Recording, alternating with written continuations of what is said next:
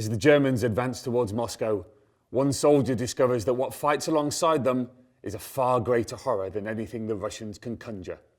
Let's meet the Fiends of the Eastern Front.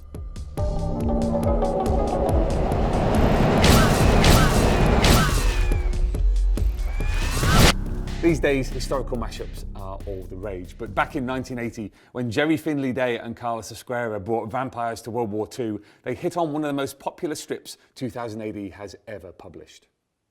In West Berlin, workmen make the grisly discovery of the skeletal remains of Wehrmacht soldier Hans Schmitt, still clutching his diary in which he recorded a forgotten horror from the Eastern Front. We meet the shadowy Romanian captain Constanza and his evil platoon, who only fight at night and who feast on the blood of their prey.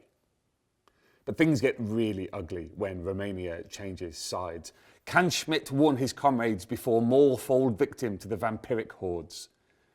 Tightly written, fast-paced, and with Esquerra's art perfectly complementing the setting, Fiends was an early departure from 2000 AD's sci-fi roots, but quickly became a cult classic. 3 tie-in novels by former editor David Bishop paved the way for a new series in the Judge Dredd magazine. Beautifully painted by Colin McNeil, Stalingrad brings the story to the famous siege where a German captive is interrogated about the infamous Constanza.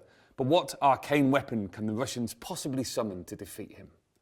Fiends of the Eastern Front, along with Stalingrad, is collected as a single volume, available in print from all good comic book stores, as well as digitally from 2000 AD's web shop and apps. Well, let us know what you think about the 2000 AD ABC in the comments on Facebook and YouTube, Earthlets.